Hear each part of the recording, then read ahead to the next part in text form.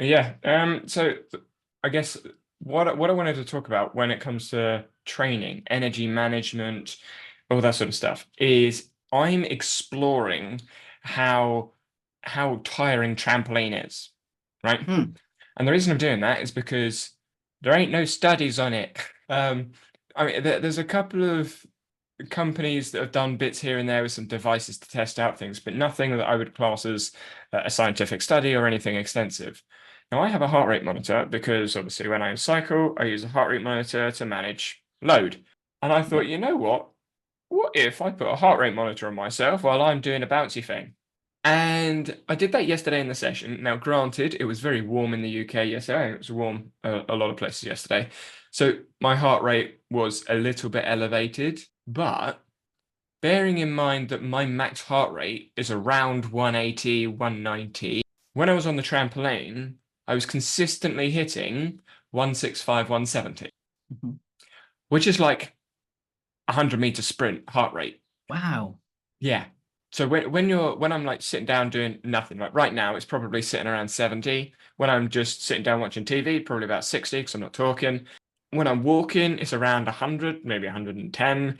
If I'm doing a light jog, it'll be 120, 130. If I'm sprinting, it will spike to about 150. If it's a 200-meter sprint, I'm probably looking at 160, 170. So when I'm on the trampoline and I'm jumping, it's like I'm doing a 200-meter sprint for 2 minutes with my heart rate.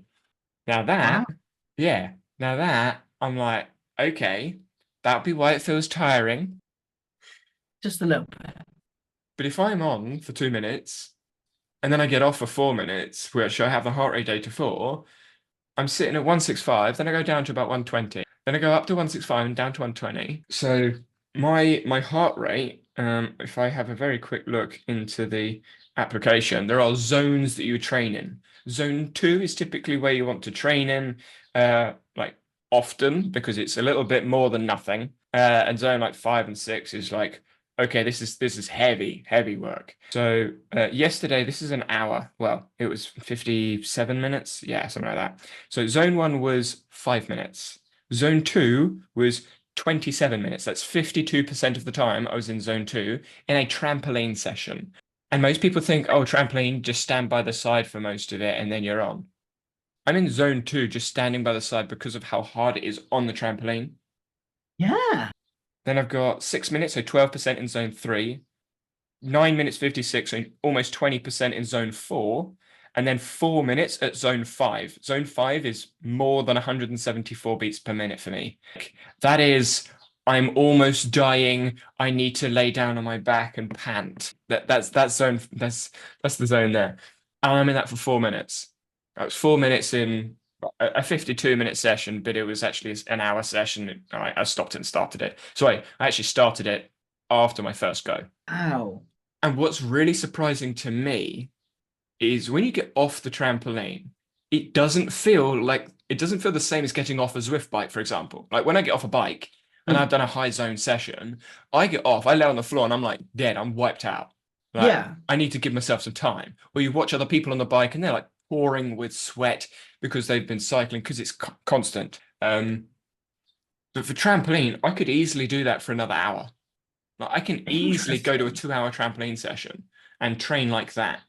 But cycling for 40 minutes, because it's constant, I'm like, one, I'm bored. So it's almost like that on off on like Interval, yeah, the interval training. That's interesting. So it keeps you going for longer. yeah. So it's more fun for me. It keeps me going for Yeah. longer. And each go is it's not a sprint, but it's close to, obviously, depending on how you're training. But the reason that's interesting for me is trampoline, I would say, is far more sociable than a Mm. cycle or a run. I mean, yeah, you can go with a run with someone else, but unless you're doing a slow jog, you're like breathing, you're panting, so it's not as easy to talk. Whereas Mm. trampoline, when you're off, you're talking. When you're on, you might have a chat here and there, and then you do a few skills, and you get off, and then you talk again. So it seems like a nice sport to be social, but apparently very active. Well, in And terms of like 20%, the 80/20 principle in terms of exercise, jump on the bloody trampoline. Yeah, yeah, exactly. And it's not like a trampoline park where you're like bouncing, bouncing, bouncing, bouncing like the whole time. And that's what's interesting. It's literally it's interval training without it being interval training. And And where far more fun, and you don't have to hate. It doesn't have to suck. precisely, and where I find that this could be interesting when it comes to applying it to well anyone in anything is well you're moderating low for the session. So we take trampoline out of this for a bit. We say okay, we've got an hour-long session, and I want to do some work. Could you do 2 minutes of high load work, 4 minutes of low load work, 2 minutes of high load work, 4 minutes of low load work? Or Yeah. maybe extend that a bit further and say 4 or 5, 5 minutes on, 10 minutes off. But the off isn't not doing it because when Mm, you're off the trampoline, you're still doing the task, whatever that task, however you defined it be. I'm just thinking, that's so interesting. exactly. I'm like, could you do an interval session, but for work? You hear about sprints, work sprints, but could you turn a session into an interval session? Now, I don't know the answer to that. It's open question, of course. But I find that That is something. really interesting. Like just the idea of doing an interval, like going between high and low load working. How would you like? What would be the measurement then? Because I don't. Would it necessarily be heart rate? Because it's more. But that's Yeah. the How thing. would you Like measure? trampoline clubs, most of them don't have heart rate monitors on, so they're not doing it by heart rate. They're doing it either by No, they're doing it time. by, aren't they? They're either doing it by time, i.e., the stopwatch, or they're doing it by RPE, rate of perceived exertion. They're not calling it RPE, and they're not the coaches aren't saying, what's your RPE? And the participants going, oh, about 7 or an 8. Oh, okay, we'll get you off and then we'll get you on. No, no, no. It's just you feeling tired or I'm done now and then they get off. But that's the awareness of the individual doing the activity, going, yeah, I'm getting tired now. I'm gonna get off. And then I'll get back on in a minute. Instead of just pushing yourself through it to finish the sprint, to finish the Yeah, whatever it might be, it's okay, cool. I'm tired now. I'm going to stop for a bit and then I'll start again. And then I'll stop for a bit and then I'll start again. And then I'll stop for a bit and then I'll start again. exactly. Interesting. I mean that's how I work. If I get tired Mm. of doing something, I'll then go else and then come back. Whether it is go downstairs for 5 minutes and then come back, or whether it's shorter than that and just, oh, I can't think of what I'm writing. I can't think of what to write next in this article, this essay, or whatever. I'm gonna go read this thing instead, and then I get back to writing. Like that is interval training in research. What that looks like in other people's work, I'm not sure, but yeah, interval training in business. That sounds horrific and also kind of cool. Yes. But also, like, I can see the same patterns in my own stuff because I'll do something for a period of time and then I'll just be like, oh no, no, no. I can no longer do this today or for now. And then I may come back to it later and be like, oh, a little bit more of that. That is so interesting. Mm. And of course it's if we call it what it is in the business world, it's multitasking, which is bad. Yeah. Yeah, no. No, it's not bad because Well, it works. but that's the thing with like the multitasking. Is it multitasking? Like, are there different tasks? How have you defined the tasks? Yeah. I mean, yeah, we're all, as far as I am aware by my own definition, I am always multitasking. I am forever multitasking. I am multitasking Yep. because I've got about 10 things going on all at the same time. So, Overlapping timescales. yeah, I'm a little fucked if I'm not allowed to multitask. But that's I think that's the important thing to distinguish when we are saying, oh, task, multitask. Like, how do you define the task? In academia, they say task, but they have specific definitions of what a task is. In popular communication, we don't really define what a task is because Which is why everyone struggles, which is one of the first things that I do with people is like, okay, you're saying you have too many tasks. What does that mean? Because if you don't say what your task means and you don't kind of almost stick to your own definition, and that's often what happens when people are really struggling. They're like, they have really tiny tasks which they get done really quickly, and then they have this project, what I would class as a project, which is a longer term more than usually one day, Mm. with multiple little things that have to be done and connecting stuff that have to be done all at the same time. So it's constantly a project versus a task, whereas a task is a kind of singular thing you can complete within 1 to 3 hours. So I'm thinking when it comes to sport, right? Because this is the view that I view basically everything through, and then filter it into whatever context that I'm meant to be talking about. When you look at trampoline training, I know you're not familiar with the ins and outs of the sport, but what would you class a task? Is a task when you get on and have a go? Is a Well, task, probably, yeah. or is a task a certain skill? Or is it one attempt to skill? Is it the in bounces for the skill? Is it the skill itself? Is it a section of the skill? Because if you're looking at execution, maybe you want the start of the skill to feel or look a It certain does way. depend on, it's variable. So it's ever changing, especially when you're in an incredibly dynamic environment as that, because there'll be multiple. It depends on the constraint. It depends on like what you're trying to achieve and what you want to do, and whether you want to do and focus on a little bit at the beginning. Kind of similar to guitar, because it's like you can practice and you can really focus on kind of like your left hand where you're pressing your finger, the position of your finger, the finger position, and then you can really focus on your right hand where it's like, how are you picking? Are you using your nails? Which part of the finger are you using? Which finger are you using? Are you using a finger or are you using a pick? Are you using a downward stroke up? Like, so it's kind of the same thing. It depends. You can choose the kind of level at the fractal, if you will, at which you wish to work from.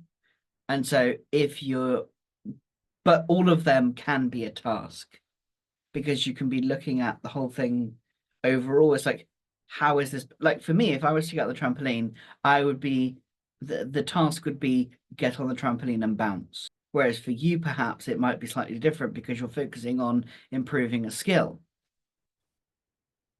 First go, that's all I'll do. I'll get on and just bounce. Yeah. So we would have the same task. Yeah. It would look different, obviously, Oh yeah. but we'll have the same task. The I saw reason you bounce. It definitely would. That's terrifying. oh, on the in the video. Yeah. My That God. was really bad trampoline as well. Yeah. Well, because the four trampolines that was on the least bouncy. It's not a beginner's trampoline, but it's what we put the people that are new to trampolining on. But if you know how to use a trampoline, you can get fairly high. I mean, I wasn't jumping that high, but it was probably 13, maybe 14 time of flight. Normally I'm hitting 15, 16 time of flight, which doesn't mean much to people, but when you jump in, you feel it. It's sort of like when if people have been on a trampoline and you jump, well, yeah, I feel comfortable here. If you go a little bit high, you get like butterflies in your stomach. You're like, ooh, right? That difference in height can be like a whole second in a routine. So imagine that distance in height just times by like 3 times. That's how much higher I would have been, like on another trampoline. Yeah. But I wouldn't have been in frame. My camera would not have got me. I had to fiddle around with that thing just to get my head in frame, and it only just is in frame. Trampoline is so much fun. But well, it is for me. So if we come back to the measurements, the fractal measurements of where we say a task is, the reason I asked about task is because you said project. I would see that as a project. That's what you were saying. In sport, I don't know what a project looks like. No, see, for I always only see projects to be used when they're necessary. They're not like every tasks do not have to be related to a project. Sometimes they can just be tasks. Like it becomes useful when you need a constraint connecting multiple things together and you want to group them. When you want to have that group of things together, all of these things come towards this outcome or thing, or but it's going to take multiple days, and it's a trigger, if you will, to remind me that I'm working on this thing and how many things I'm doing related to that thing, which is only really useful when you don't just use tasks in Morgan. So I just use tasks in Morgan because one of the things I started to struggle with Notion, and one of the reasons why I left was because of that. Oh, I have to put it in this thing and I have to connect it to this thing. Otherwise, if I don't connect it to this thing and this thing, then it won't get done because it won't be showing up here in this view. And for me to be able to make it show up in this view, I have to spend 3 hours trying to make it show up in this view, and it will Yeah. still never fully work the way I want it to. Whereas I could just use tasks, but just using tasks in Notion is It's not a task manager. No. It's a writing database tool. Yeah, when I'm looking at Trampoline, some coaches call a routine a project, a routine for a competition. A routine is 10 skills that you put together. But where I think this may be nicely related to the projects that people describe in business is, okay, well, this routine is built up of 10 skills, 10 tasks. I then do those 10 skills, 10 tasks. But if they're individual, well, it's not the routine, because I need to be able to link all of those skills together. So the tasks need to be linked all together. Well, how do you link them together? Well, is that a task? So you go skill 1 and skill 2 together. So you've got 2 tasks, skill 1 and skill 2. Then you have a third task of combining skill 1 and skill 2. Well, now you've got 3 tasks. I don't think in the business world you do that third task, that combination of tasks. It's expected to task 1 to just lead into task 2, to lead into task 3, to now project is done. Yeah. But the added work of making it fit together, I don't think is mentioned. But then related to that, when I'm looking at a routine, a trampoline routine, there might be skills, prerequisites that I need to do before I can do the skill itself. Yeah. So even though I've got 10 skills, I actually need to do an 11th and a 12th to prep for one of the skills in the routine. So now I have like 12 skills I need to do. So now I've got 12 tasks. Do I put that in the project for the routine or not? But then when I'm doing the routine, I am doing other skills for other routines that help me learn things about this routine. So you could have 2 projects going on at once, but one of the tasks of one of the projects is actually helping you with an unrelated project, non-obvious causes from ecological psychology. So even though you've outlined these tasks, that's not all of the tasks that relate to the project. They're just actions and behaviors that you want to do that will lead towards a goal. Yes. So here's the question. Obviously, we've asked it before, but using what we've just said, what we've discussed, what's the difference between a project and a task? There isn't any really. It's the measurement you're using, but really a project is just a massive task. Yeah, but what does that mean? It doesn't mean anything. Because you said massive.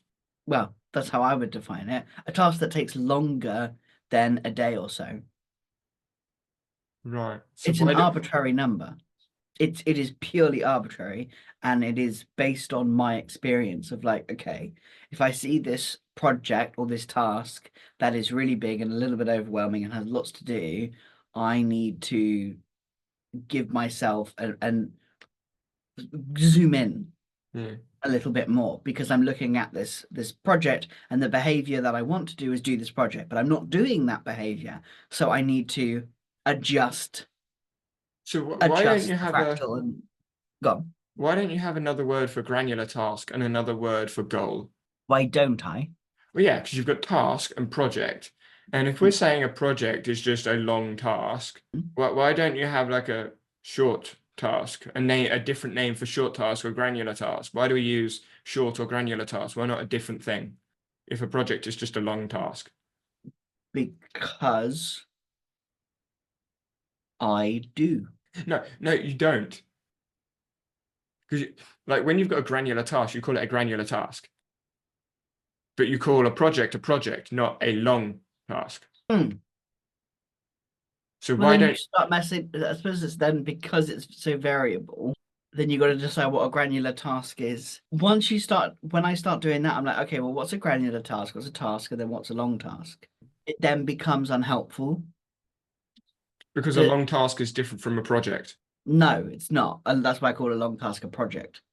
But if I was to call it because a project sounds different, it's labeled, I understand what that means. And at the end of the day, for project management, that's all to get me to do things, it only needs to work for me.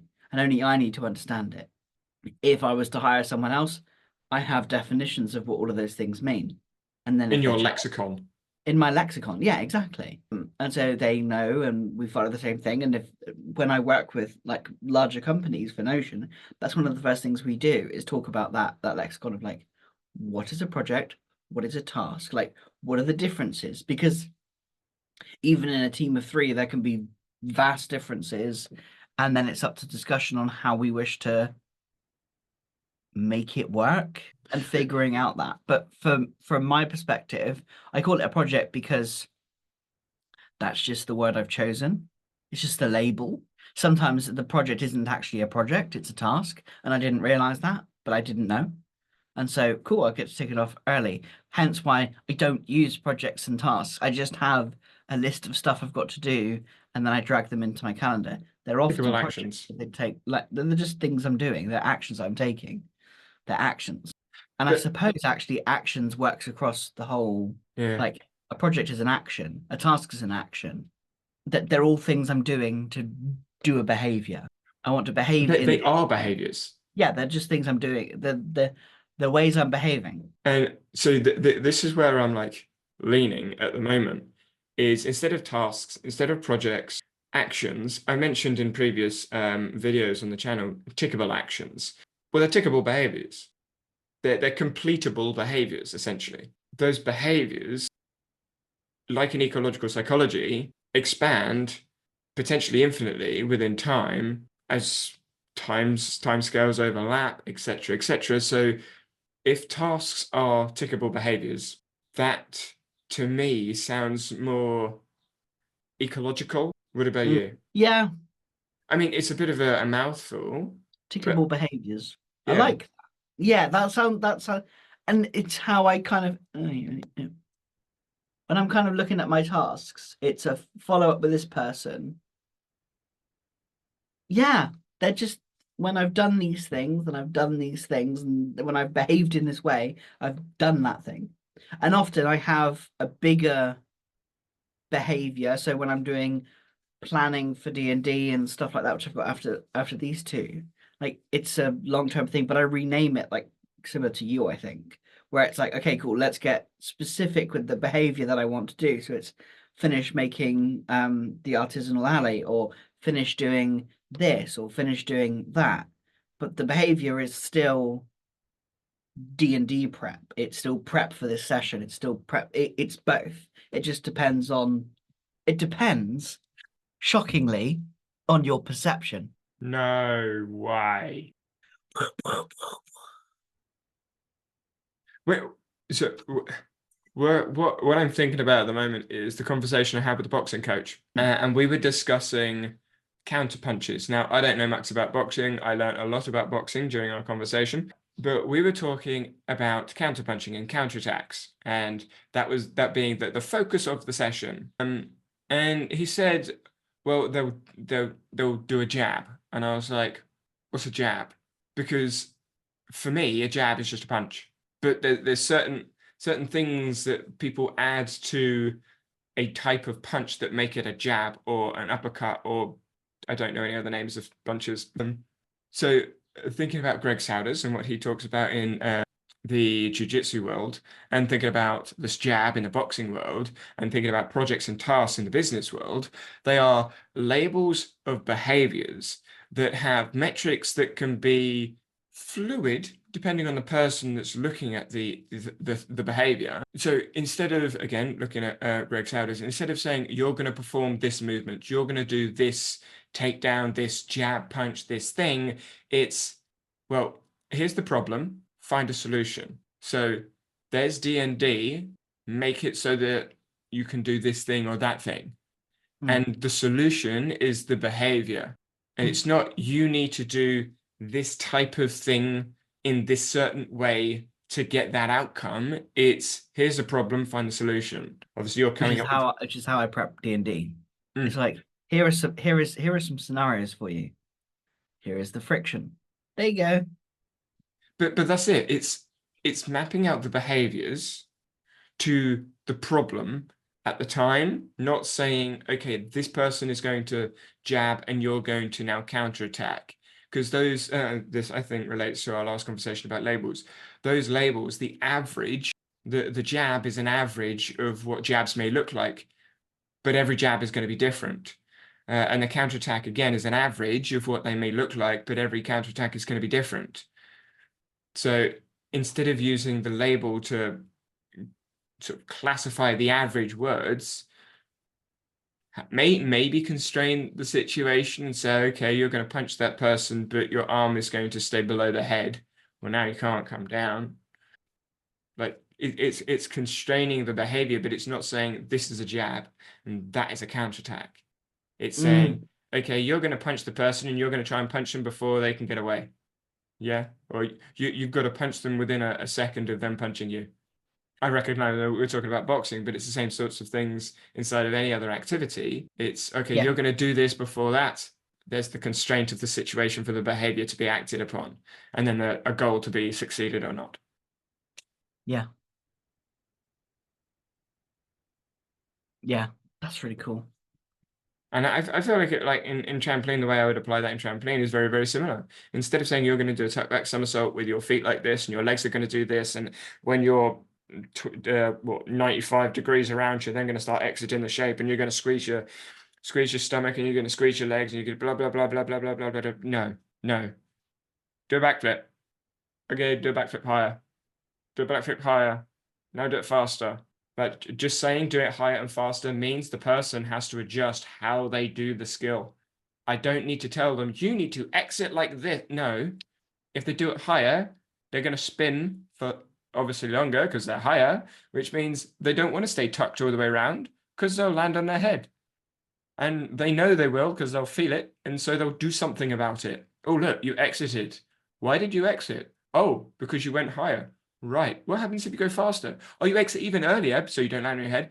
Even better. There's a reason for them to do the thing you want them to do rather than you just telling them you need to exit at this time. Because 99 out of 100, if you say to someone, exit at 12 o'clock, they'll attempt it. They won't have enough rotation to go around, and it will look like some like really bad Michael Jackson disco dance in the air because they exit and go, I'm going to land on my head. I need to come back in, and then I need to be straight, and then and it just looks like a mess. And then coach is like, oh no, you didn't do this, you didn't do that, you need this, and you need that, and you're like, yeah, but they don't have enough rotation to do any of those things. Yeah, small rant over. Did you deal with that recently? Oh, it's a repeating theme that I see. It's like some coaches do it nicely, some coaches do it not so nicely. And as an individual that is trampolining again, I'm okay. I'll get your opinions on this. I'll set the context. I got on the trampoline yesterday as part of my session, and I wanted to combine a back somersault and a Barani. So I wanted to do a back somersault, a backflip, and then land, and then do a Barani, which is a front somersault with a half twist. Right? So I want to go tuck back, tuck Barani. What I was focusing on is when I do the tuck back, I want to make sure I go up for the tuck Barani and not, it's called take it out of the bed. So not try and do the Barani while I'm still in the trampoline, which makes it go really low and likely go forwards. So I was thinking, okay, as I'm landing the tuck back somersault, I wait inside the trampoline, then I go up and do like up even more, and then do the Barani. The coach said to me, well, they said lots and lots and lots of things because that's how people coach trampoline. But their focus was I needed more feet in the tuck back somersault. I needed to crunch on takeoff. My exit and line out wasn't at 12. It was a little bit off. And my arm set, so the skill before those two skills was an old arm set. It didn't look very nice because my shoulders were hunched forwards and I was arched. And then my tuck Barani was nice because it went up, but I twisted early, my legs were sprayed, and I landed on my heels, right? And I got all of that feedback in the first go. The reason I remember this is because I'm very familiar with this. I have expertise. So those points are just, oh yeah, they said this, and this again. But even I've forgotten the first half of what you said because I don't, and that would be the thing.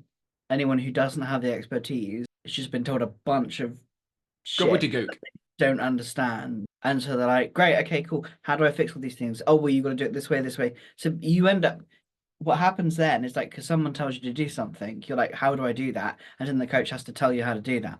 Yep. And so for those listening, all of those things, sorry, none of those things had anything to do with what I was focused on.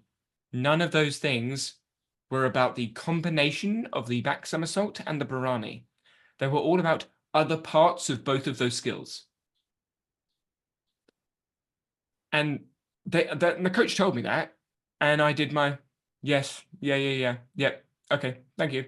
But I completely ignored what the coach said to me because it had no impact on my goal.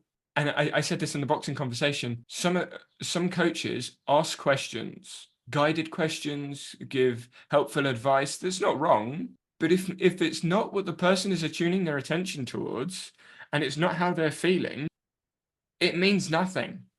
Because they will just ignore you, or they will try and do what you've asked, and then they'll mess up. So my, I guess, my question for you would be, how do you manage those conversations in a business context? Because it's the same. It's a behavior.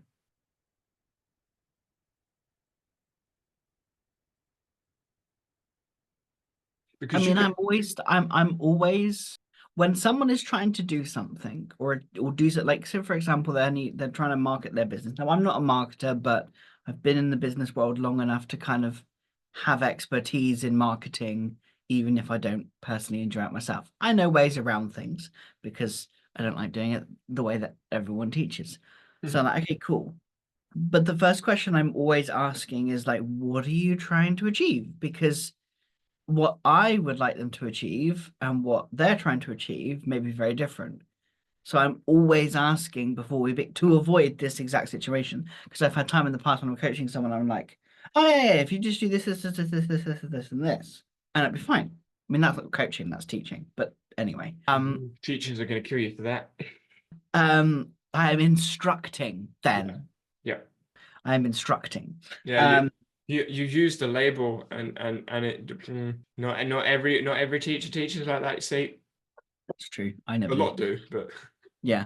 So I was instructing, and then they were like, "Yeah, but I want to." Okay, yeah. But I could just tell they weren't going to do any of it. it was a shrug off answer. Yeah, it was like, yeah. All right, and they just wrote it down, but they won't do it, and I know they won't do it. So I So, just stopped telling them. Like I paused before I start instructing and just go, okay, cool. So what do you want? Like, what are you trying to achieve? Oh, I want to um get more eyes on my product, or I want to become more known, or I want to record a video, but I don't like this and I don't like this and I don't like this and I don't like this and I don't like this. And I'm like, okay, cool. So your aim is to record for example, your aim is to record a video. Okay. So record a video. Oh, but I don't like this. I don't like this. Okay, cool. So what do you want? Like, what do you want to do about that? Like, do you want so do you want to record a video? It's totally fine if you don't want to record a video. And sometimes the client goes, no. Cool. So what do you want? Like, I am forever going, so what do you want? Because until I know what they want, or we've explored it to a point of a direction, any advice that I give will most likely fall on deaf ears. If they don't know what they want, then we go into exploring and exploration of like, okay, cool. So where are you in your business? Like what's happening? Then I start giving leading questions, directing them in multiple different places because there are multiple things you can do in business, whether it's your marketing, whether it's your kind of content production, and like those are seen as separate things, even though they're not really. Whether it is like product love development, labels. client things. Exactly. They're just a bunch of labels, whether you want to behave to make more money or behave to help your clients or behave to do this or behave to yeah. And then we kind of explore. I zoom out if they have not zoomed into an activity. Mm, yeah. So I was sort of smiling through that because a lot of since taking an ecological approach with my coaching, which has been a decade, I haven't had the experiences of someone sort of saying, oh, yeah, and then they carry on doing the thing or they try and do the thing. I just don't have those experiences. The experiences I do get is like a little look of confusion. And I love that confusion base because it's like, oh, hello, there we go. yeah, and that look of confusion is confirmation that I am doing what I want to be doing. I Mm. am getting the individual to think about what it is that they're doing. And they are thinking about it to try and reflect on what's better, what's worse. Was that better than the last one? Was it worse than the last one? Is it improving on the goal that we intended to improve on? Are we targeting the accurate behavior? Is their focus where we want it to be? And I know that my questions are getting them to think about what it is that they're doing, rather than them just going, oh, yeah, yeah, yeah, and then them doing a thing again. And they are far, like the kids that I've been coaching trampoline recently are far more engaged with the sessions. I mean, this shocked me. One of the boys that I've been coaching asked me, can we play the number game again? Right? Now, for context, this wasn't a number game. We were judging his skills, right? So what he was basically doing was say, hey, can Judge people, me. yeah, can you judge me? So he's asking to go into a competition environment, but he doesn't like competition. Now, that is because of the way that I framed the training, like the practice session. The practice session was, oh, okay, we started off very, very simple because scoring in trampoline is complicated. I've done a video on it. But execution judges have a maximum of 5 to take away. 0 is best. And I just went 0 to 1. So a 0 for a tuck jump is really, really tight shape. A 1 is a not tight shape. And so I asked them, okay, what number was that? I reckon that was a 1. And I would agree or disagree. And then we'd have a conversation if we disagreed. If we agreed, then we try again. And then we expanded that to, okay, 0, 1, and 2, 0, 1, and 3. And to him, that was the numbers game. But I know that's what the execution judges are doing. They're looking at the skill and going, that's a 3, that's a 3, that's a 3, that's a 3. Okay, now we've got a 7 in total for our execution score. So he is learning how to execution judge. He's 9. But he's learning how to execution judge using a numbers game. And one of the other girls, 8, also asked the same thing. Oh, yeah, that game was fun. That game isn't done with some of the elite trampolinists there because they hate being judged. And I'm like, right. And I did this yesterday with one of the boys in the squad. He's doing higher tower of skills. And he didn't know what to do. It was very hot and sweaty. He'd been on trampoline for like 2 and a bit hours, and he's a little bit lethargic. He's 16, and he's getting to the point where he wants to be independent, but he can't be independent because of family constraints and life, obviously. So he's sort of just done his GCSEs. He's like trying to get out there, but trying to do a bit rebellious, and yeah, he's sort of like mixed with how he wants to behave. And so I said to him, well, just do a routine. And so he did for him, simple routine, and I judged it. And he found it fun to be judged because he asked, like, he gave the score, and then I agreed or disagreed, and then we discussed it. But he knew what the expectation was. He knew where the comparisons were, how the numbers worked, what was good, what was bad, and there was a comparison a metric that related to him. It wasn't oh, I'm really bad at this. What do you mean you're really bad at this? Like, who you compare yourself to? I actually said that when, so actually we could probably talk about it. I went across to Tiverton. And in the center, the coach, I'm not saying the coach is a bad coach, they just coach a different way to I do. Very loud, very enthusiastic, very directed with their information. They ask questions, but then answer the questions before the individual can answer them, which, yeah, bit odd. I did mention that with some of the individuals that he was coaching. I was like, does he normally let you answer the questions? Oh, no, he likes talking. And they're fine with it, but I can tell that it's a little irritation, but yeah. And this individual did a skill, tuck back, but it was on DMT, double mini trampoline, different apparatus discipline. She got off and said, oh, I hate that. So what do you mean you hate that? So I can't do a tuck back. It's like, yeah, but you did a tuck back. Well, yeah, but it doesn't look nice. What do you mean it doesn't look nice? Well, it just looks rubbish. Who are you comparing it to? Well, and the girl before her is more skilled. And she went, well, her talkback's way better than mine. It's like, yeah, but yours is better than mine. Oh, okay. So why do you hate a talkback? Oh, I don't know. And then the other guy got off, and then they walked back to where they started the run up. But that sort of conversation, to me, should happen more in those contexts, because just working through that, I mean, it was only like a 15, 20-second interaction, but that immediately adjusted how she's assessing herself. She went and then did a talkback, and it looked better. Whether she was thinking about it, I don't know, because I didn't talk with her afterwards, because I'm not the coach at the club. I'm not coaching that scenario. But that to me is another interaction where it's looking at what the assessment is, what the comparisons are, what the practice is, what the goal of the practice is, and focusing in on the goal of the practice rather than the execution of the skill as a whole. And in business, the execution of the project. No, we're looking at what it is that we want to improve on according to our metrics.